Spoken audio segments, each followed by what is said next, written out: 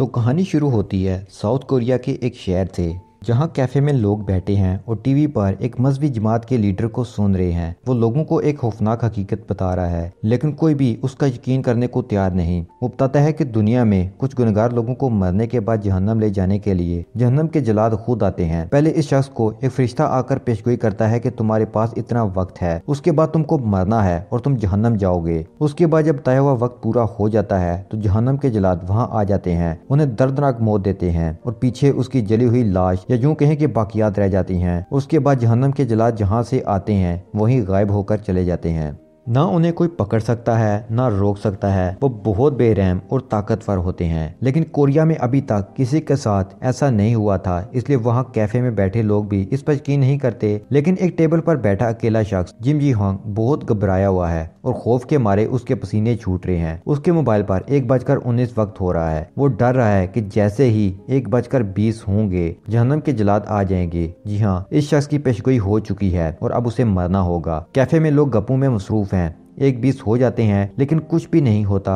وہ ایک لمحے کے لیے سمجھتا ہے کہ شاید کچھ نہیں ہوگا، لیکن اسی وقت آسمان سے ایک عجیب قسم کی گڑگڑاہٹ سنائی دیتی ہے، جیسے کوئی بہت بڑی بلا چل رہی ہو۔ کیفے کے لوگ اور اس کے آگے پیچھے کے علاقے میں لوگ اس عجیب آواز سے ڈر جاتے ہیں۔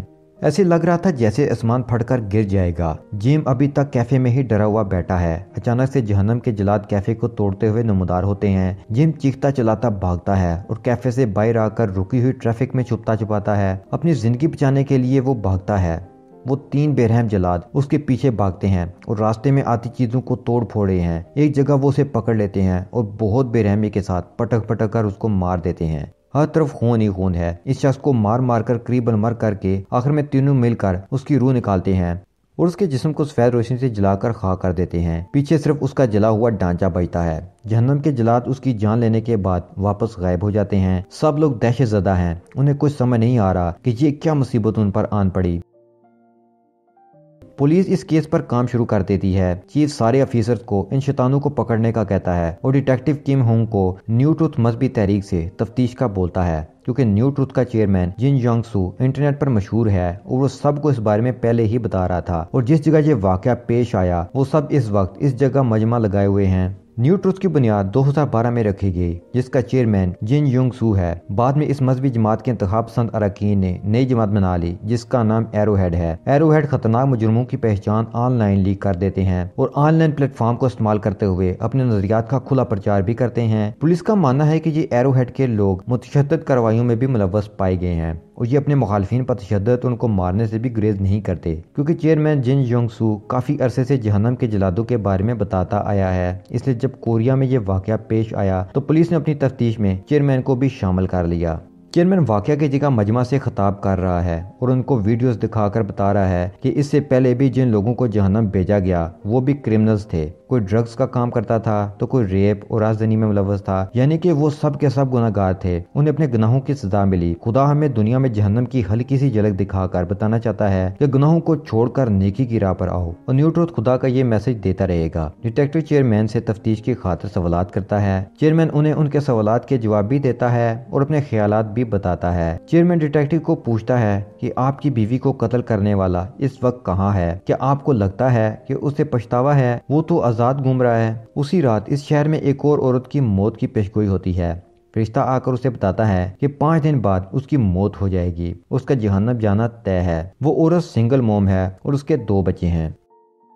ادھر ہم دیکھتے ہیں کہ ایرو ہیڈ والے بہت خوش ہیں کہ آخرکار خدا نے ساؤتھ کوریا میں بھی گناہگاروں کو سزا دینا شروع کر دی ہے۔ وہ آن لائن آ کر اپنی خوشی کا اظہار کرتے ہیں اور اپنے ایک مخالف ناولسٹ کو پیٹنے کی ویڈیو بھی شیئر کرتے ہیں، کیونکہ اس ناولسٹ نے ان کی مخالفت کی تھی۔ ناولسٹ اپنے وکیل من ہائی جن کے ساتھ پولیس رپورٹ درج کراتا ہے۔ اس کے بعد وکیل جب واپس آفس آتی ہے تو وہ سنگل موم عورت اس کے پاس آتی ہے اور بتاتی ہے کہ اس کا جہنم جانا طے ہے، اور نیو ٹروتھ والے اس کی موت کو لائیو دکھانا چاہتے ہیں تاکہ دنیا دیکھ سکے۔ اس کام کے لیے وہ اسے پیسے دیں گے اور اسے وہ پیسے اپنے بچوں کے لیے چاہیے۔ وہ زندہ رہ کے اتنے پیسے کبھی نہیں کما سکتی، اس لیے وہ اس وکیل کی مدد سے قانونی کارروائی کرنا چاہتی ہے۔ وکیل کو آخرکار ماننا ہی پڑتا ہے، لیکن اس دوران ایرو ہیڈ والوں کو کہیں سے اس عورت کا پتہ لگ جاتا ہے۔ ایرو ہیڈ کی ڈیمانڈ ہے کہ انہیں اور لوگوں کو پتہ ہونا چاہیے کہ ان لوگوں نے کیا گناہ کیے ہیں، اس لیے وہ اس عورت کے پیچھے لگ جاتے ہیں۔ वकील और डिटेक्टिव उसके दोनों बच्चों को जहाज में बिठा कर कनाडा भेजना चाहते हैं। एरोहेड वाले पीछे पड़ते हैं पर वो कामयाब हो जाते हैं। इस दौरान चेयरमैन डिटेक्टिव की बेटी को लेकर उसकी माँ के कातिल के घर की तरफ जाता है और उसे वर्गला कर उससे इस कातिल का कत्ल करवा देता है। ये चेयरमैन की साजिश होती है।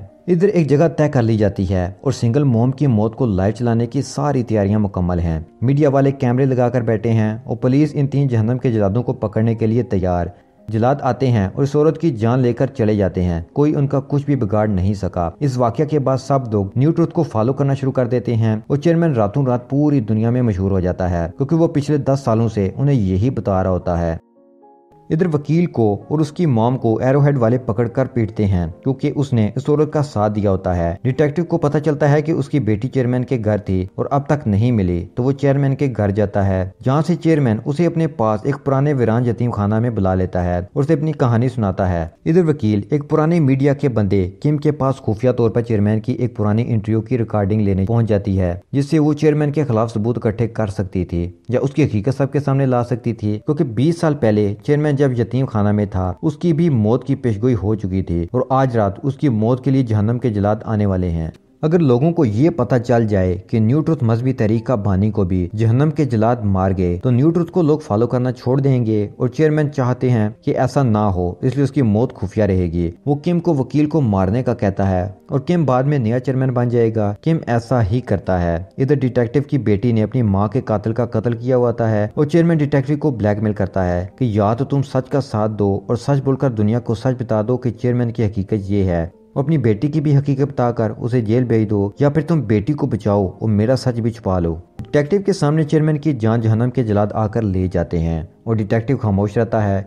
इधर किम वकील को मार देता है। अब न्यू ट्रुथ का एक नया चेयरमैन बन जाता है, जो न्यू ट्रुथ को चलाने और लोगों में जहन्नम के जलादों के बारे में राय हमवार करने के लिए किसी भी हद तक जाने को तैयार है। अब 4 साल गुजर चुके हैं। इस तरह न्यू ट्रुथ और एरोहेड ने मिलकर लोगों में डर बिठा दिया है कि अच्छाई की तरफ आएं और गुनाह ना करें। जो गुनाह करेगा जहन्नम के जलाद आकर उसे ले जाएंगे। लोग न्यू ट्रुथ को मजहब की तरह मानना शुरू कर देते हैं।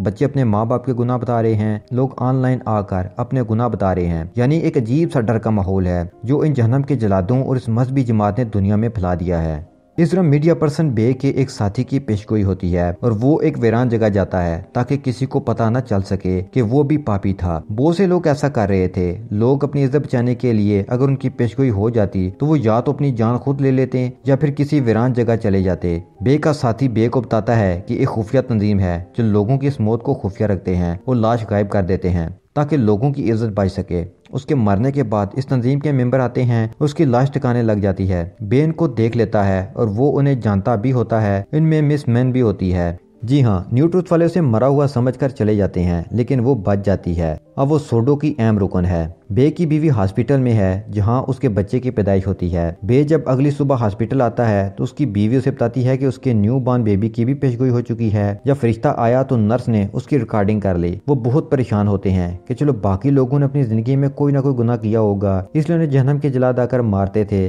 लेकिन इस मासूम ने क्या गुनाह किया। ये कहानी का एक ऐसा ट्विस्ट था कि जिसने कहानी का रुख ही मोड़ दिया। अगर ये बात अवाम को पता लग जाती है तो लोग न्यू ट्रुथ को फॉलो करना छोड़ देंगे और ये डर का माहौल भी खत्म हो जाएगा। लोग हकीकत जानने की कोशिश करेंगे। बे ये वीडियो लेकर खुफिया तंजीम सोडो के लोगों के पास जाता है। वो भी परेशान है कि एक नौमौलूद बच्चे के साथ ऐसा जुल्म क्यों किया जा सकता है। वो उसे कहते हैं कि हमें इस बच्चे की डिमॉन्स्ट्रेशन को लाइव चलाना चाहिए, क्योंकि हम इन जलादों से इसे बचा तो सकते नहीं, लेकिन बच्चे की मौत को देखकर लोगों पर हकीकत खुलेगी कि न्यू ट्रुथ झूठ बोल रहा है और ये खुदा के फरिश्ते नहीं जो इंसानों की जान ले रहे हैं। इस लाइव वीडियो से दुनिया से न्यू ट्रुथ का झूठ भी हमेशा के लिए दफन हो जाएगा और लोग इस मसले के हल की तरफ बढ़ेंगे। इधर न्यू ट्रुथ को भी किसी तरह मालूम हो जाता है कि ऐसी कोई खुफिया तंजीम है। अब न्यू ट्रुथ इस सोडो के लोगों की तलाश में लग जाती है। इस काम के लिए वो पुलिस और हर तरह की ताकत का इस्तेमाल करते हैं।